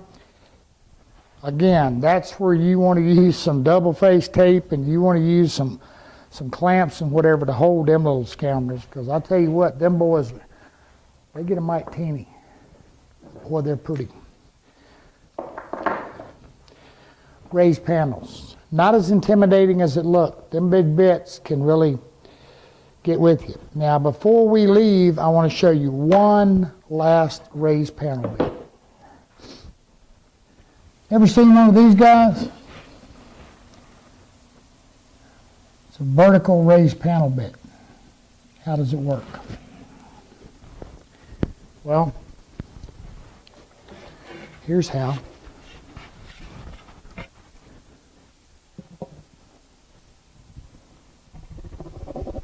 Got it? Where would you use it? Okay. A lot of people like them. By putting it in your router and using a similar fence to this, something that we can push using a taller fence on it, so that our panel can be clamped into place. Now this, of course, would be elevated so that our bit could work. A couple things you can do. Number one is you can do that, move in on it. Second thing you can do is by changing bearings and going with larger bearings and ease into it. Is there an advantage to these? No. The nice thing, I'm not a big fan of them, except for one place. And that's if I've got a curved door. And that's another story on curved doors. But if you've got a radius door that you want to route, okay, with this puppy standing vertical with the bearing, okay, I can actually put a support on the back of my raised panel so that I stay vertical. And I can come around this door just like this. Or I can do it in a concave or convex. That's an advantage to one. Now I just wanted to show it to you so you know about it and you know it's out there. So that if you ever decide you're going to make a serpentine door, or you're going to make a little half round door or something like that, you have an idea how to go about making your raised panel. All right, guys, we're going to take a look at something else. Box joint. Looks difficult, but it's really not. Now, I'm going to show you my little setup here for doing it first. All I got is a miter slide. And in this case, I got a 1/4 inch spiral cut bit. Not difficult. But here's a tip. When you set it up on your miter slide, use two. This one's fastened actually to the miter slide. So that the second face I'm able to move. Because the critical thing with a box joint is getting set up. Now here's the best way to do it. Simply set your bit slightly above the piece of wood you going to be using. Then clamp everything down make yourself a cut. Go to your table saw and cut you a little piece of wood that's going to fit in that slot, just like we have here. Then, taking the same piece of wood, hopefully you cut one long enough now, setting it in here. Now, something square helps here. Setting it against this, what you want to do is position your slide so that the edge of your piece of wood that fits correctly in the slot just touches the edge of the bit. And you're pretty much set up. Don't lose this. You're going to need it. All right. With that done, we simply start cutting.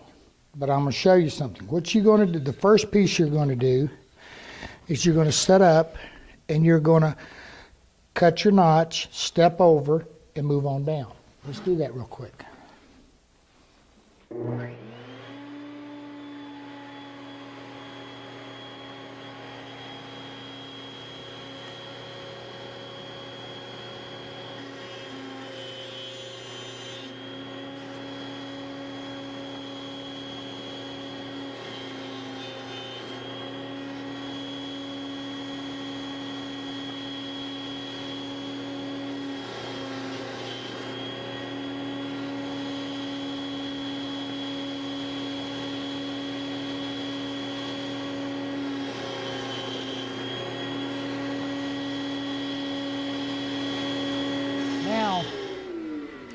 Now, obviously, you can see the importance of the width of the bit in relation to the piece of wood you're going to be cutting.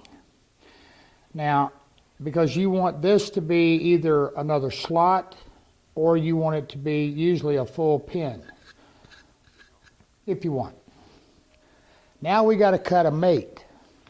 Now, I want you to notice I'm using this little square I made because it makes sure I'm vertical to my table so that I don't get on here and twist and turn around. Now to cut the mate, I have to step it one. So using this same little stick, which is the correct width, I want to step it in. Just like so. Then cut it.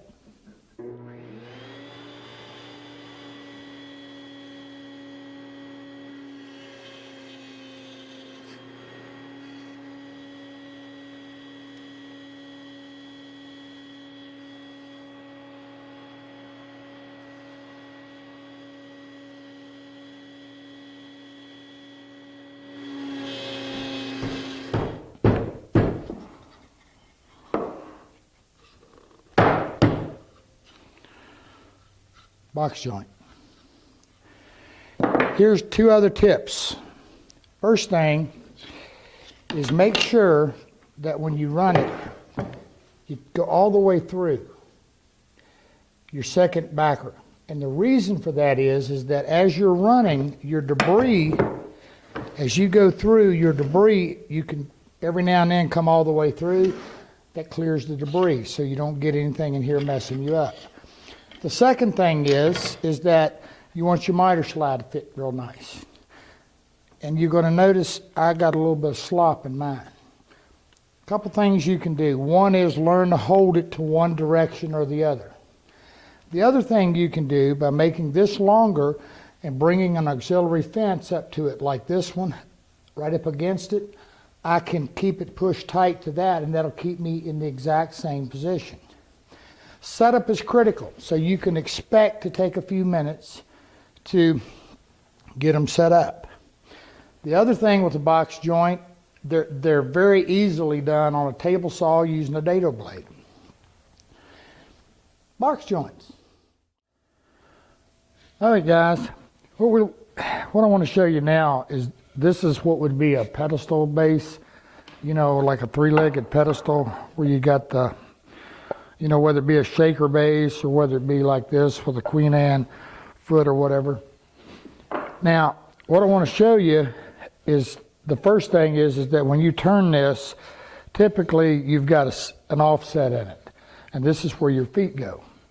And this is kind of a bad excuse for a pedestal, but hey, it's two 2x4s glued together and turned down to show you.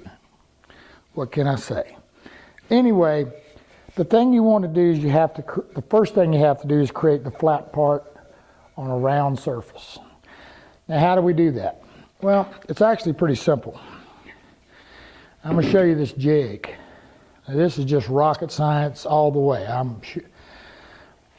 I got a box. Not even a real nice box, but it's a box. Made out of some old half-inch MDF, whatever you got.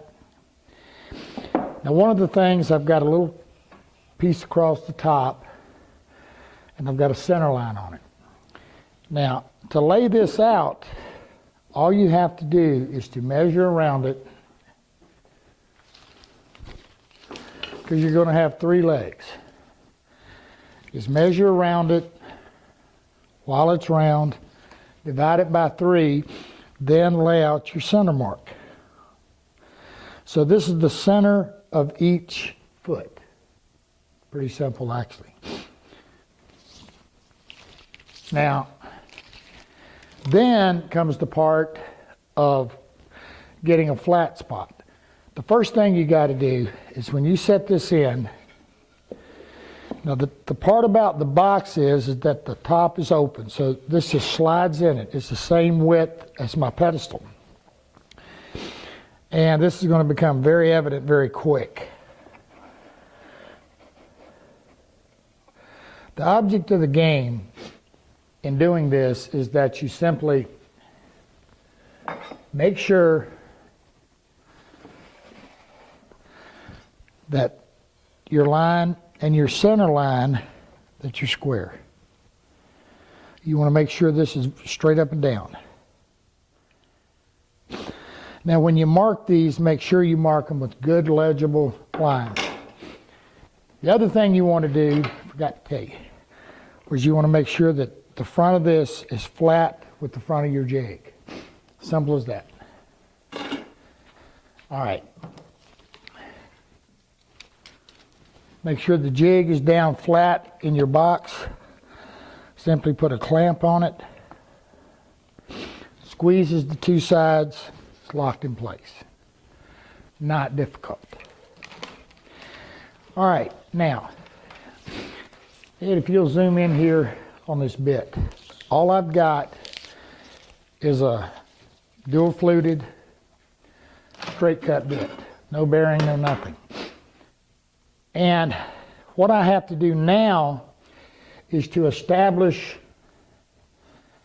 how far up on this I'm going to cut. Now that's going to have to do with how thick your foot is. If your foot's, in this case, about 1.25 inches, then you want this space across here from this point to this point to be 1.25 inches. Now personally, I always like them just about 1/16 of an inch wider. And the reason for that is that lets my foot seat tight and nice on a straight line, and then when I'm sanding in here a little bit after I've assembled, I just kind of blend it in. But in order to set it, you just simply draw you a line. And I can't tell you that this line will be accurate over here, but what this does, if from this point to this point should be the width of your foot plus a little bit. All right. Now, on my router table, I've got an old table saw fence, and it allows me to move back and forth. That's a real nice feature. It really is nice. And that brings up a point. That's the reason your auxiliary table or the work surface on your table saw is an excellent place to put a router, because then you can use your fence and it allows for really neat adjustment. But in the event that you don't have that, just in a second we'll look at another way of doing it. Now the other thing I've got here is I had to set myself up a stop, simply clamped to the fence. Now one of the things I want you to notice is I've got a little cutout down here. What's that about? Well, when you're cutting through, the sawdust will try to build up in a corner, And this lets the sawdust clear so that you get a full cut. Now all I have to do here, got my clamp down just a little too far. There we go. All I have to do is just go through, move over, go through, move over. I'm done. Let's take a look at it.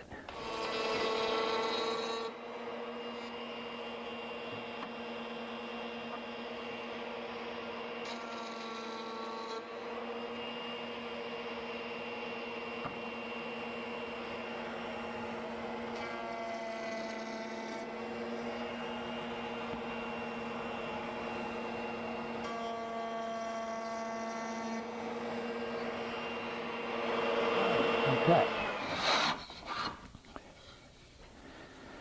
Now I could have gone back and nibbled a little bit, or just take a chisel and clean up my shoulder here. Or just take smaller passes and it'll come up and wind up cutting it really nice and neat. Y'all see where this is chewed out? Now I'm going to show you. I did that because I want to show you what not to do as well. But you can see how nice this is, and that was from taking smaller passes. So just take light cuts so that your bit, when it stops up here. Now, to set up your stop, that's very, very simple. Simply set your piece in here with your front up. Set the edge of your bit right against the bottom of what will be your pedestal. And from this point to the collar up here, or where it steps down, is 3 inches. Then measure from this point to out here 3 inches, set your stop. Simple as that. Now, I'll give you a hint. I always will, if it's 3 inches, I always will set it like 2 7/8 or something. And then after I make my first cut, I'll adjust a little bit just to make sure I'm hitting dead perfect. All right, let's come back and look at an alternative way of doing this. All right, alternative means to not having an easily adjustable fence. I've got a piece of wood, MDF in this case, attached to my router table. Screw it, clamp it, double face tape, whatever you want. And I've got a wide stop set, obvious. But what I can do is, I don't have this secured down, I just want to show you, is I can run this, make my first cut. I've got a 1/2 inch shim, I'm going to throw it in here. Second cut. Then I got a 1 inch shim. Whoops. Third cut. Simple as that. No harder. All there is to it.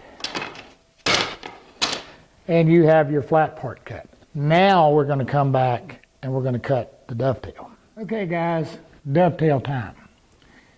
Now the object of the game is we're going to cut a dovetail slot up into the base here for our foot to slide into. Now my preference on this is I use a 3/4 inch 14-degree dovetail bit. And usually my depth is set somewhere around 5/16 to 3/8. In this case, 3/8. Now all I've done is mark the 3/8 line, brought it up, confirmed my depth by the edge of the bit. Then, by turning this bit to where each point is straight across from each other, and taking a square. Now the other thing I did from my center line was that I marked 3/8 on one side, 3/8 on the other to give me 3/4. Then all I'm going to do is set my square right here at the edge of my line and make sure that it's at the edge of my bit. Now that's going to get you, that should put you center. But that's an easy place to get off. And you've only got one shot to get it dead center. Well, sort of. Here's a quick trick. Take the scrap piece of wood, butting it against the fence with the jig against the fence, set it down to where it's flush with with the bottom right here. Okay? Clamp it in place. Now, with that in place and flush with the bottom, here's what I want you to do. Turn on the router and just bump into it. Don't get into your post. You can actually slide the post back if you want.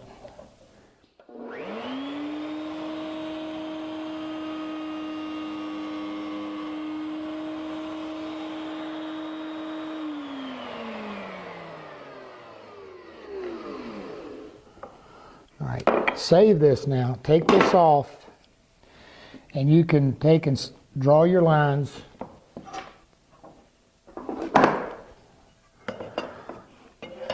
From your point to your point.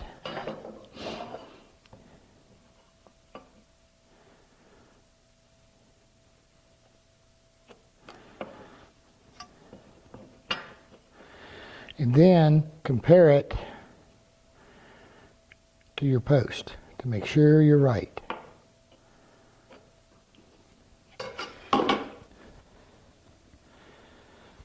Outside edge, the outside edge, and make sure that we're right. Remember I told you, keep this. You're going to need it. All right, then we simply run our post. Now, I want to show you something else. I have a piece of tape. Normally it's just a line, but here in this case, so you can see, it's just a piece of tape denoting my stop. Now, in this soft pine, I'm just going to go ahead and run it. But in a really hard, dense wood or whatever you're dealing with, here's a trick. Take a 1/4 inch, and the reason a 1/4 is because, or you can actually use larger a little bit, but it's this width from here to here that you can't get under, or over rather. And take a straight bit, in this case it would be a down cut, up cut. Because an up cut on the router table is going to give us a down cut in a spiral or just a double fluted bit or whatever. And go through and run these with a straight bit. Just taking the center out here. That gives you a lot of relief for your router bit and makes it cut a little cleaner, smoother bit or cut. All right? Now, remember what I said on heavy dense woods, because this is a lot, you're taking a fair amount of meat out and you're really burying your bit. With that said, make sure you get a good bit. Now the reason I don't have a permanent stop on this is I'm going to show you something here. Now I want you to also notice the rotation of this bit is coming this way. Now, so I want to be on the left side of the bit as I go in. Remember, on a router table, right to left, handheld, left to right. Now the reason for that is that this rotation of this bit is going to keep me pushed tight to my fence. If I was on the other side, the rotation of the bit is going to try to push me away.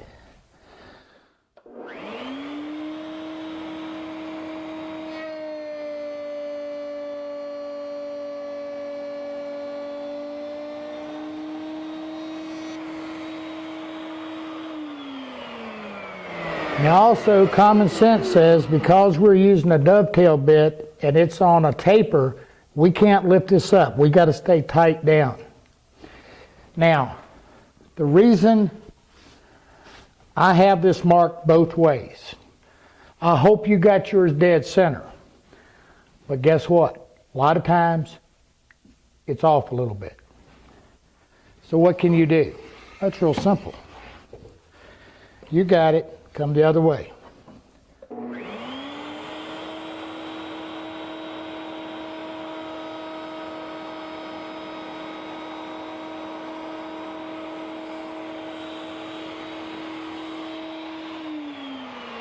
Now we're guaranteed to be dead center.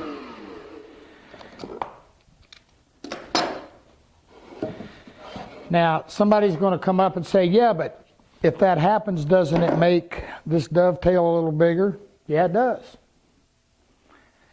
But we can adjust that when we cut the dovetail on our foot. Simple as that. Okay, it's feet time. Now before we get into cutting the feet, I realize this has nothing to do with this router, but I'm going to explain this to you just for fun, so you know.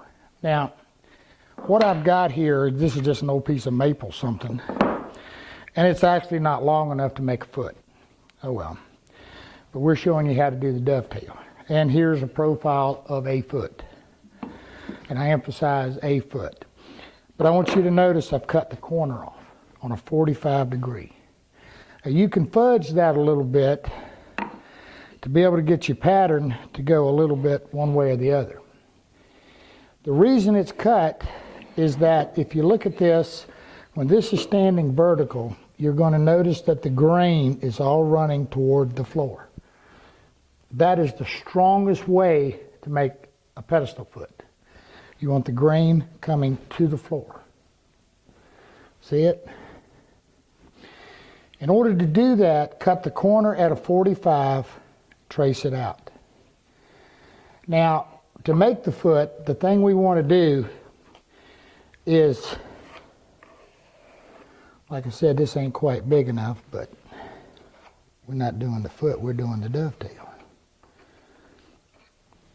And since I am, I'll mention that, is that this is just simply using a round over to round it up.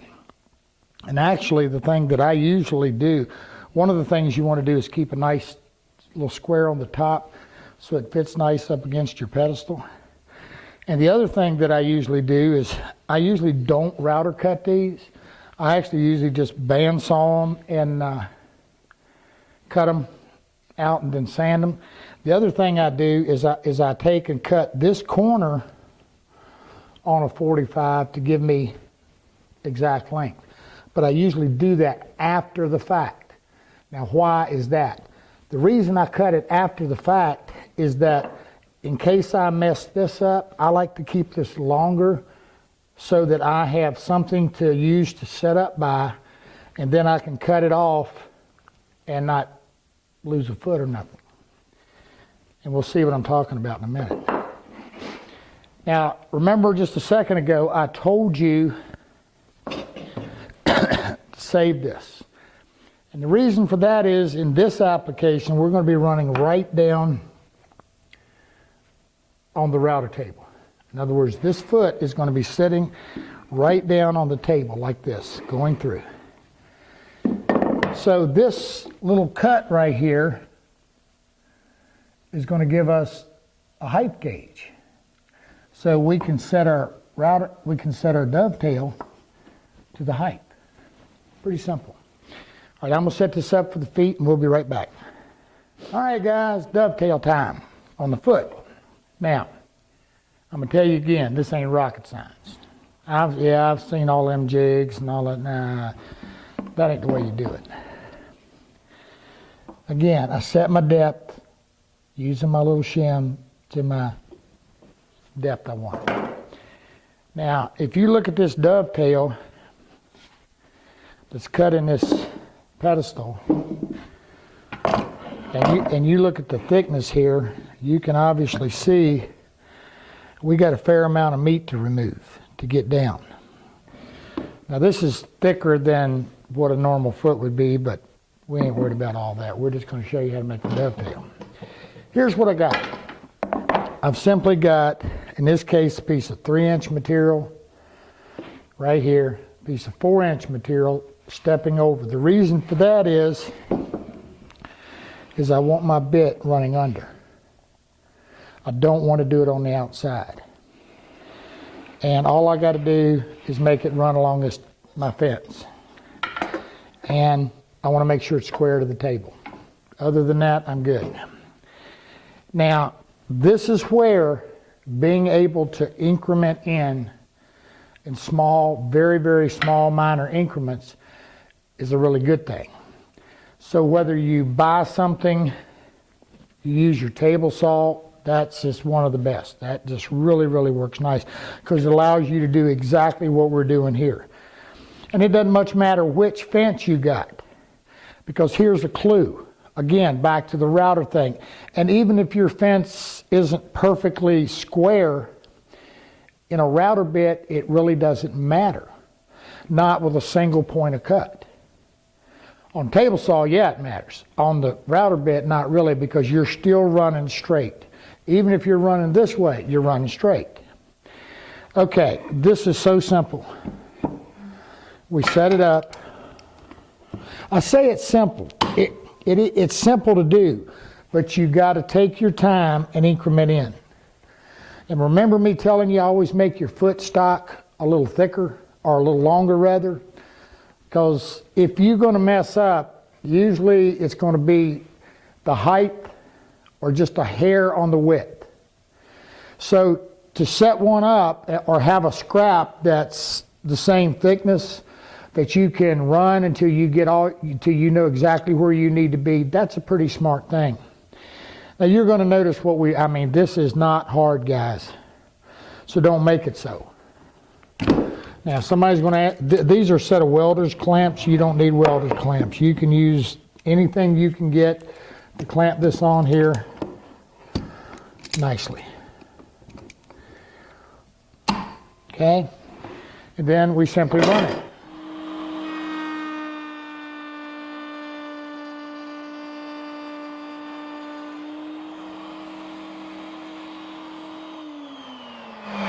Now I want to make sure you understand, we're not trying to do this all in one pass. Always make sure you're down nice and tight on your table.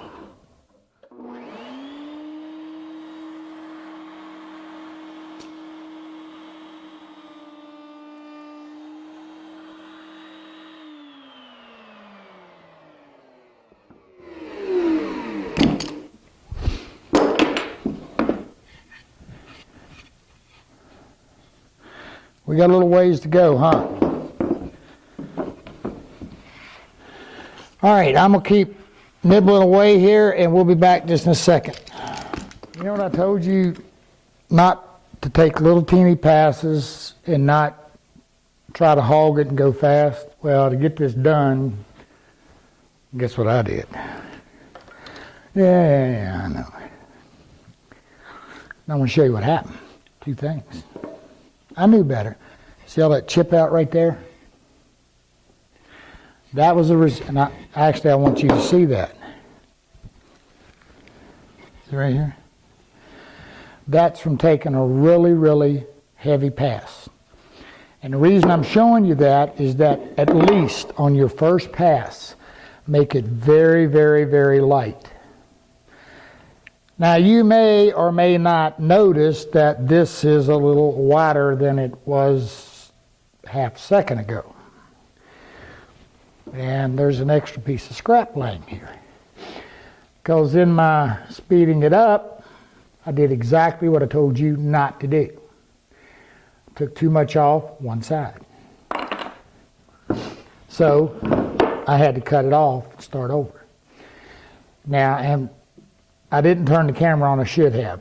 And the one I ran real heavy, and you see the chip out.